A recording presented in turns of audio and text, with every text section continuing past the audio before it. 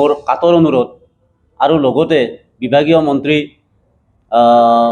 জয়ন্ত মল্ল বৰুৱা দেৱলৈ মোৰ কাতৰ অনুৰোধ, তেখেতসকলে আমাৰ যিখিনি প্ৰাপ্য ধনখিনি দি আমাৰ পৰিয়ালখিনিক যাতে সুকলমে চলাই নিব পাৰোঁ।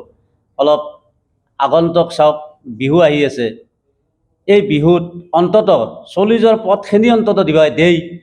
তাৰে কাৰণে মই মুখ্যমন্ত্ৰী মহোদয় আৰু বিভাগীয় মন্ত্ৰী মহোদয়ক মই কাতৰ অনুৰোধ কৰিছোঁ, এই বিহুৰ আগে আমাক প্ৰাপ্য ধনখিনি দি উৎসাহিত কৰে, পৰিয়ালখিনিক যাতে অন্ততঃ অলপ মুখলৈ চাব পৰা কৰে, এইখিনিয়ে মোৰ অনুৰোধ।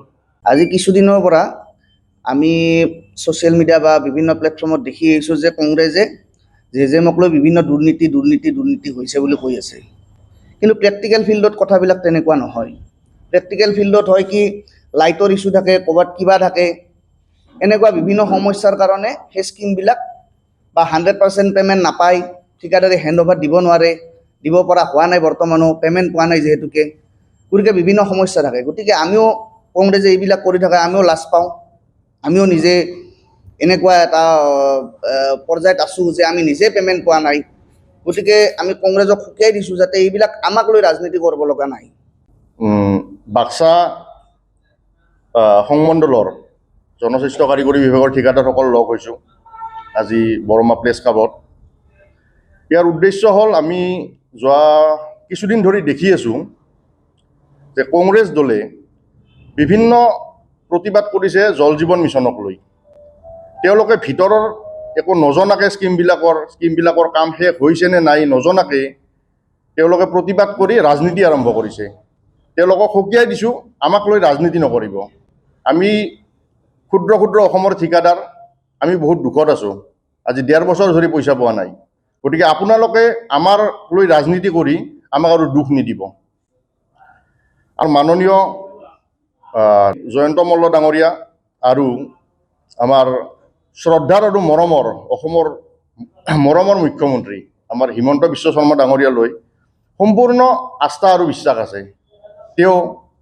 তেওঁলোকে অতি সোনকালেই নিশ্চয় আমাৰ জল জীৱন মিছনৰ যি প্ৰাপ্য ধন আছে এইখিনি মুকলি কৰি দিয়াৰ কিবা ব্যৱস্থা কৰিব। আমি যিখিনি জানো, কংগ্ৰেছে প্ৰতিবাদ কৰিছে, তেওঁলোকে স্কিমবিলাক শেষ হৈছে নে হোৱা নাই জানা নাই। আমাৰ কিছুমান বিভিন্ন ইছ্যু আছে, কাম শেষ হোৱা নাই। আপোনালোকে বাহিৰৰ পৰা দেখা পাব স্কিমটো শেষ হোৱা যেনে লাগিছে, টেপ কানেকশ্যন দিয়া আছে, কিন্তু ভিতৰত যদি যায় স্কিমটো শেষ হোৱা নাই। কাৰণ আমি পইচা পোৱা নাই, 100% আমাৰ ফিজিকেল প্ৰগ্ৰেছ নাই স্কিমটোৰ, কাৰণ আমাৰ কামখিনি হোৱাই নাই, আধৰুৱা হৈ আছে। এতিয়া তেনেকুৱা স্কিমত যদি পানী নোপোৱা বুলি প্ৰতিবাদ কৰে, এইটোতো ভাল কথা নহয়। আচ্ছা, আজি আমি বিগত 1.5 বছৰে আমাৰ জল জীৱন মিছনৰ ধন নোপোৱাৰ ফলত আমি বেংকৰ ঋণ পৰিশোধ কৰিব পৰা নাই। বেংকৰ মানুহ আহি ঘৰত বহি থাকে, ঘৰৰ পৰা ওলাব নোৱাৰোঁ। আমি হাৰ্ডৱেৰৰ দোকানত টকা দিব আছোঁ, গাড়ীৰ EMI আছে, আমি ঘৰখন কেনেকৈ চলাম, বেমাৰ আজাৰৰ কথা আছে। আমি এতিয়া ডাঙৰকৈ কথা ক'ব আমাৰ ভয় হৈছে। আমাৰ বিশ্বাস আছে তেওঁৰ ওপৰত, তেওঁ যদি এবাৰ দিল্লী গৈ আমাৰ হকে মাত মাতে, আমি নিশ্চয় অতি সোনকালে আমি আমাৰ প্ৰাপ্য ধন দিল্লীৰ পৰা মুকলি কৰি আনিব পাৰিম। দুৰ্নীতি, কংগ্ৰেছ দলে আমি বিগত কিছুদিন ধৰি দেখি আছোঁ অকল জল জীৱন মিছনক লৈ এটা ইছ্যু সৃষ্টি কৰিছে। তেওঁলোকৰ কি বেলেগ ইছ্যু নাই নেকি? বেলেগ ইছ্যু লৈ ৰাজনীতি কৰক। আমাৰ জল জীৱন মিছনক লৈ তেওঁলোকে ৰাজনীতি নকৰিব। আমাৰ আগন্তুক মাঘ বিহু আহি আছে, আজি বেছিদিন নাই।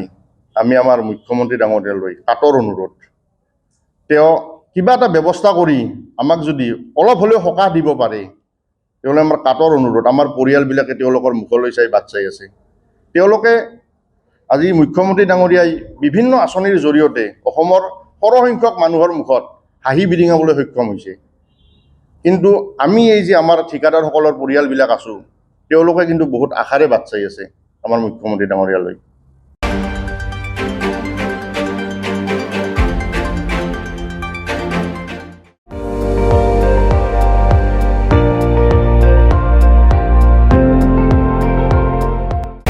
আপুনি চাই আছে ND24, সৰ্বশ্ৰেষ্ঠ নহয়, সৰ্বোত্তমৰ দৌৰত।